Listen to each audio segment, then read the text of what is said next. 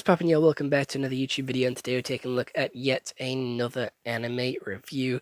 Today we're taking a look at a new horror anime which has recently come out on Netflix, and it is based on one of the best horror manga artists out there, which is very exciting and very cool. It's been something that I've been waiting for a long time, as I've seen a couple of clips on TikTok, and they do look quite creepy and very unsettling. I wouldn't have said horror, like scary. It's just unnerving, creepy, and makes you sort of feel on edge when watching it. And it's just a really interesting world to be in. So I decided to give it a watch. It is not very long. I do believe it only has like 10 episodes, all at roughly like 10 minutes each. Well, there's 20 episodes at like 10 minutes each, so they're not that long. Easily watchable in a day, roughly around 3.5 hours if you were to watch them all. But without any further delay, let's get into what Google has to say. So, Junji Ito Maniac, the Japanese tales of the Macabre, and it has a 6 out of 10 on IMDb, a 6.6 out of 10 on MyAnimeList, and a 75% on Rotten Tomatoes. So featuring a selection of 20 Macabre masterpieces, brimming with Ichio's original worldview and fascinating characters drawn in his stunning style. So there is so many different episodes, and I'm going to be honest, some of them were so shit. I felt like the full-length 20-minute ones were fucking terrible. Like, the longest ones were always the most boring and the most basic and not really scary, but, like, it gave you that extra time to get to know the characters, get familiar with the characters, and it kind of left you with nothing.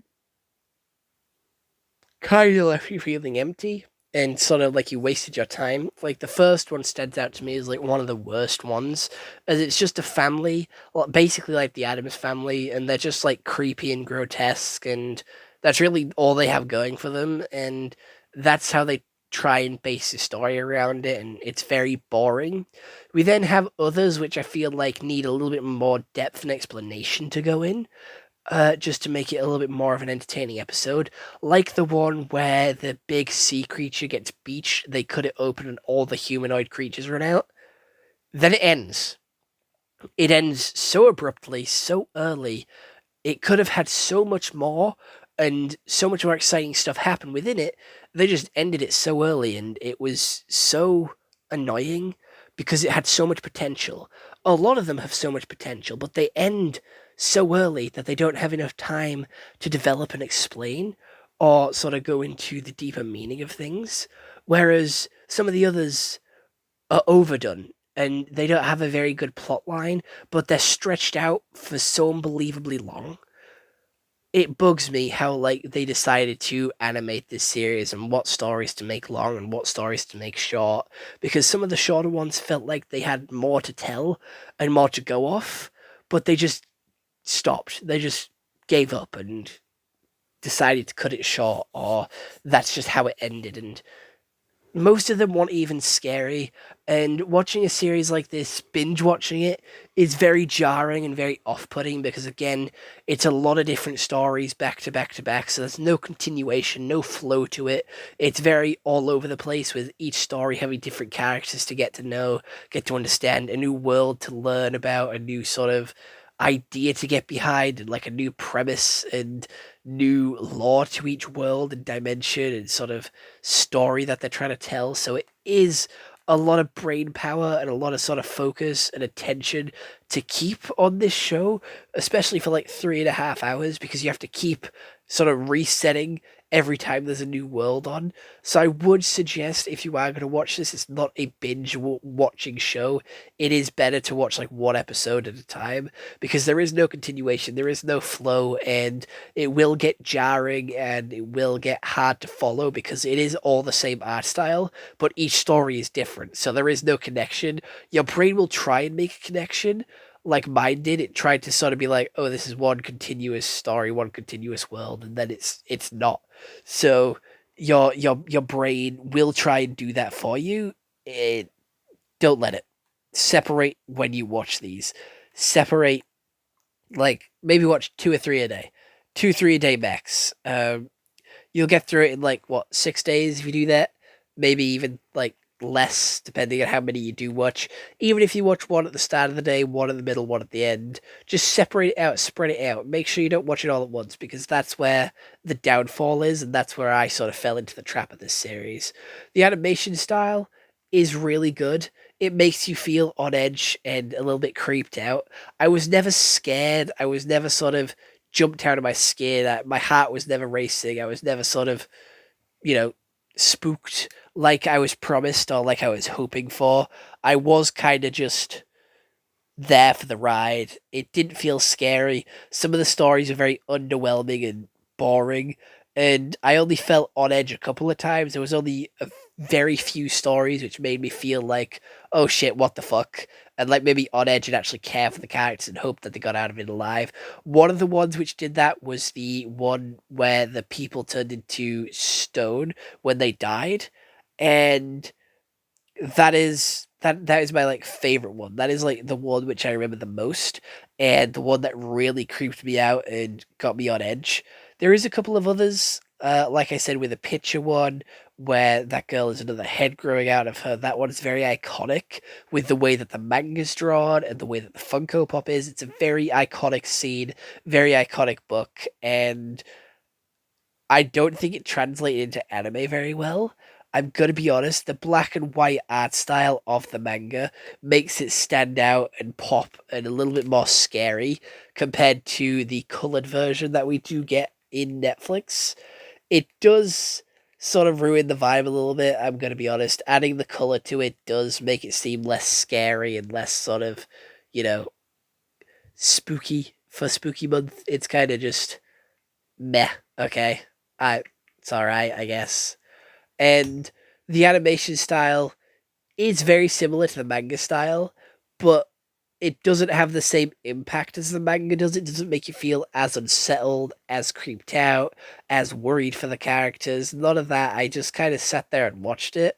I didn't really have much emotion to it, so that I can't really explain much about it. Again, there is no story, and it would take me way too long to go in depth with each one of these episodes, so I am just doing the season as a whole. And I did enjoy it. I did not enjoy it that much. I would have rather watched a other 12 episode anime which like had a continuous story flow, or maybe have like one of these worlds take up 12 episodes, because the one with the balloons where they killed people, like that one is so good. That one could have been an anime on its own. That one could have been a really solid anime on its own, just given the fact that it had so much potential.